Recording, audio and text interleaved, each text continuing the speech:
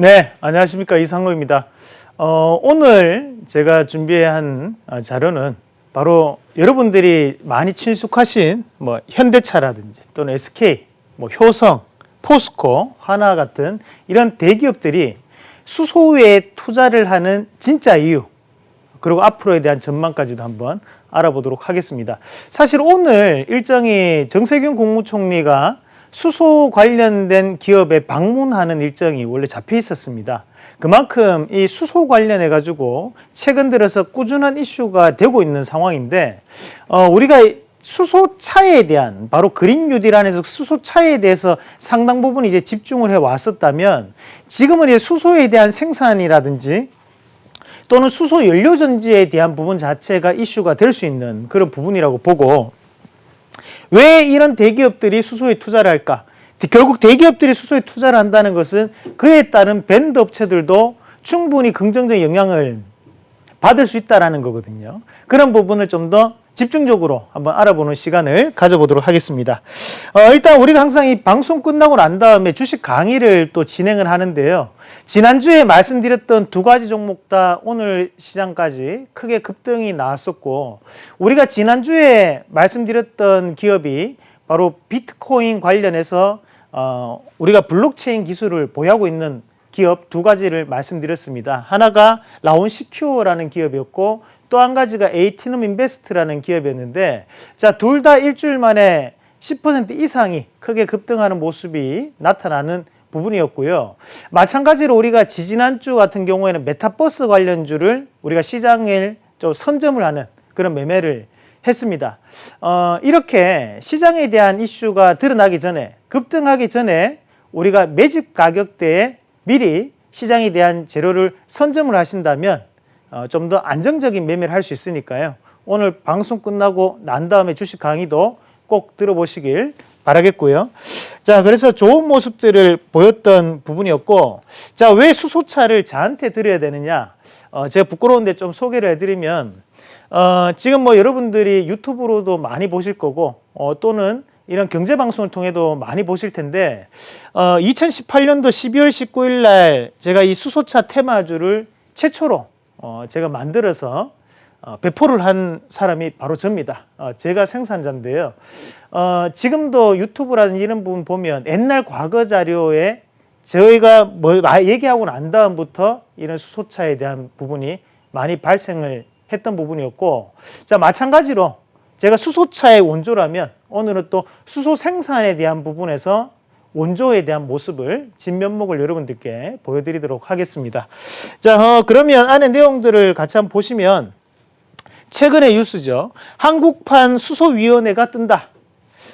SK, 현대차 등 10년간 43조를 투자를 하겠다라는 거였고, 5개 그룹이 수소 경제에 대한 43조를 투자를 해서 수소에 대한 생태계를 구축하겠다.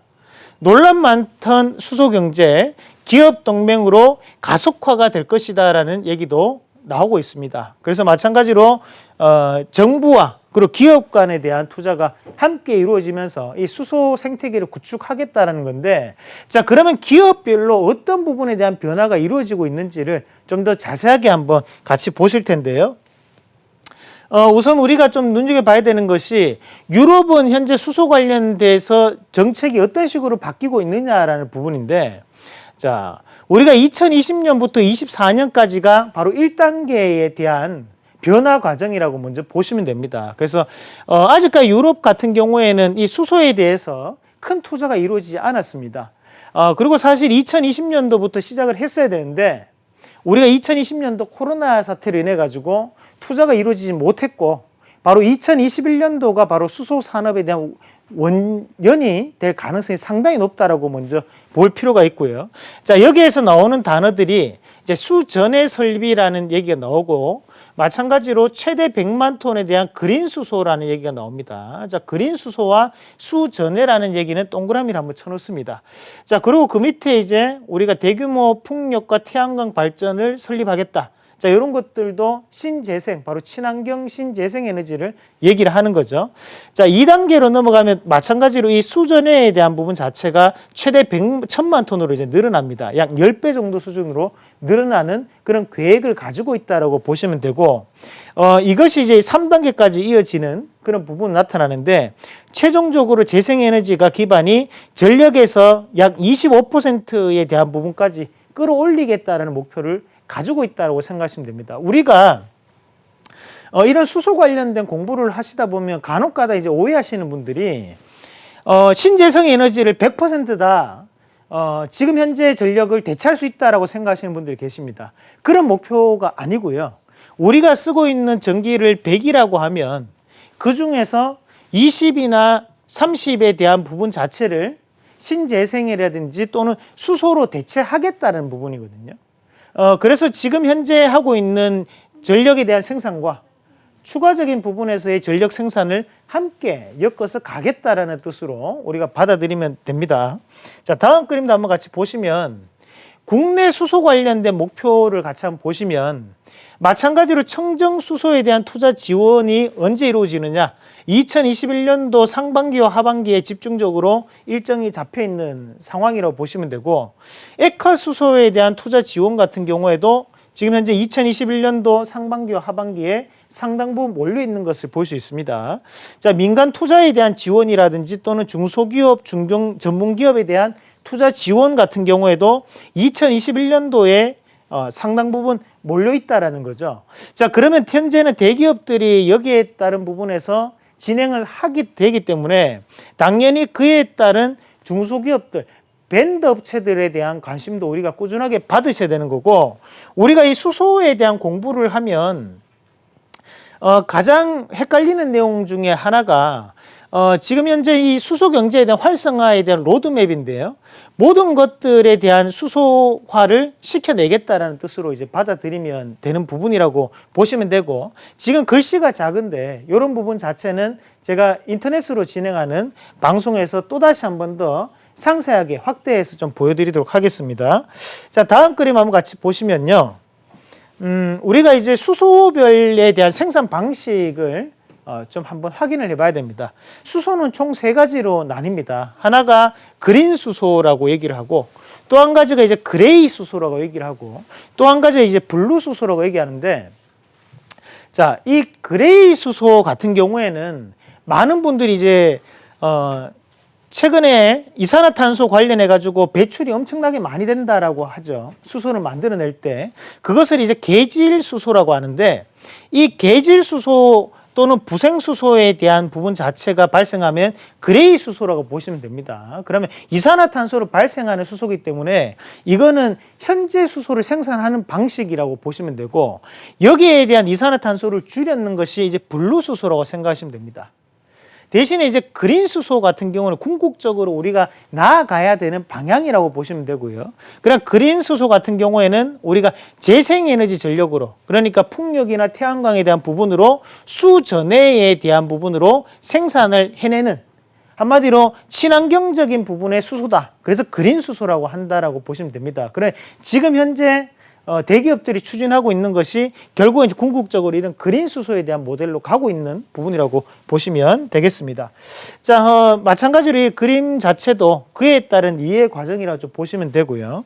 자, 뒤에 그림 보시면 그에 따라 가지고 우리가 주요 분야별로 투자 계획에 대한 부분인데, 결국에는 앞서 말씀드렸던 부분, 궁극적으로 그레이 수소에서 청정 수소로, 바로 그린 수소로 넘어가는 생산 패러다임에 대한 변화를 현재는 가장 높게 평가를 하고 있다고 보시면 되고요. 그러면 우리가 그에 따른 관련주를 찾을 때도 그레이 수소 관련주를 찾으면 안 되죠. 뭘 찾아야 됩니까? 시장에 대한 재료를 선점하기 위해서는 바로 그린 수소 관련주를 찾아야지만 시장을 선점할 수 있는 거예요. 자, 다음 그림도 한번 같이 보시면요. 그러면 이제 그룹사별로 SK, 현대차, 포스코, 하나, 효성 이런 기업들이 지금 현재 여기에 따른 투자에 대한 지원을 받고 그에 따른 생산을 할 것이다라는 내용이 나와 있는데, 좀 더 자세하게 한번 같이 보도록 하겠습니다. 자, 우리가 일단은 효성이라는 기업 같은 경우에는 우리가 아시다시피 화학 관련된 기업입니다. 이 기업이 최근에 이제 수소 사업으로 이제 구축 계획을 현재 가지고 있는 상황인데요. 자, 생산은 누가 하느냐? 바로 효성화학이 담당을 하게 되고, 자, 그럼 화학 공정 중에 발생하는 부생 수소를 활용을 하겠다라는 부분이고요. 자, 마찬가지로 액화시키는 것을 린데 하이드로젠이라는 회사가 이제 액화시키는 부분으로 보시면 됩니다. 그럼 공급은 바로 또 효성 하이드로젠이라는 회사가 담당을 하게 되는 부분이고요. 그러면 그런 수소에 대한 부분 자체를 수소 연료 전지를 이렇게 모아놓는, 저장할 수 있는 연료 탱크를 만들어내는 탄소 섬유에 대한 소재를 또 생산하는 곳이 바로 효성 첨단 소재가 되겠죠. 그래서 이런 원스텝을 가지고 지금 현재는 이 효성이라는 기업이 상당 부분 바뀌어 나가고 있다고 보시면 됩니다. 그러니까 여기에 나오는 우리가 린데라는 법인 자체가 전 세계적으로 수소에 대한 부분은 상당히 유명한 업체입니다. 그에 따른 합작 법인을 세워서 여기에 대한 중간 과정 자체를 일임하겠다는 부분으로 받아들이면 되겠습니다. 자, 다음 그림 같이 보시면 이제 하나솔루션에 대한 부분인데요. 하나솔루션 같은 경우에도 수소 탱크에 대한 스타트업 회사를 인수를 했습니다. 이 말은 뭡니까? 결국에는 이 수소 관련돼 가지고 신규적인 투자가 들어가겠다라는 거죠. 자, 하나그룹도 많이 바뀌고 있는데, 자, 안에 내용을 잠깐 한번 같이 보면요. 우리가 이 니콜라라는 회사, 바로 미국의 수소 관련된 수소차로 유명했던 기업이 바로 니콜라라는 회사였는데, 자, 이 니콜라에 대한 지분을 어떤 식으로 가지고 있냐면, 하나는 바로 지주사입니다. 그 지주사를 바탕으로 하나솔루션에 대한 지분을 현재 가지고 있고, 그 하나솔루션에 대한 지분을 또 하나종합화학을 지배하고 있는 과정, 그 얘가 지금 현재 이 니콜라에 대한 지분을 가지고 있는데요. 자, 중요한 것은 바로 이 부분이죠. 자, 여기는 별표 쳐놓습니다. 자, H솔루션이라는 기업이 뭐냐면 하나의 김승현 회장을 제외한 첫째 아들과 둘째 아들, 셋째 아들이 보유하고 있는 지분, 바로 이 H솔루션에 대한 지분을 현재 보유를 하고 있다고 보시면 되고요. 그러면 이 회사는 앞으로 상당 부분 커지겠죠. 그럼 이 회사를 중점적으로 그 밑에 이제 하나에너지를 소유하고 있고, 이 하나에너지가 바로 니콜라에 대한 지분을 소유하고 있는데, 보시면 아시겠지만 이 하나라는 기업이 결국에는 에너지 관련된 부분 자체를 중점적으로 키우겠다. 어떤 에너지? 바로 수소 관련된 에너지 회사를 만들어내겠다는 뜻이 상당 부분 지배구조에서도 현재는 보이고 있는 상황이다라고 말씀을 드릴 수 있고요. 자, 다음 그림 보시면 최근에 이제 포스코가 한번 급등하는 모습들이 나타났었는데, 자, 포스코도 바로 이 그린 수소 사업에 대한 사업 모델을 가지고 있는 기업이라고 좀 보시면 됩니다. 자, 그러면 이런 부분 자체를 우리가 감안해서 보면, 자, 태양광과 풍력으로 전력 생산을 해내는 이 부분을 뭐라고 했죠? 아까 전에 이제 그린 수소라고 했죠.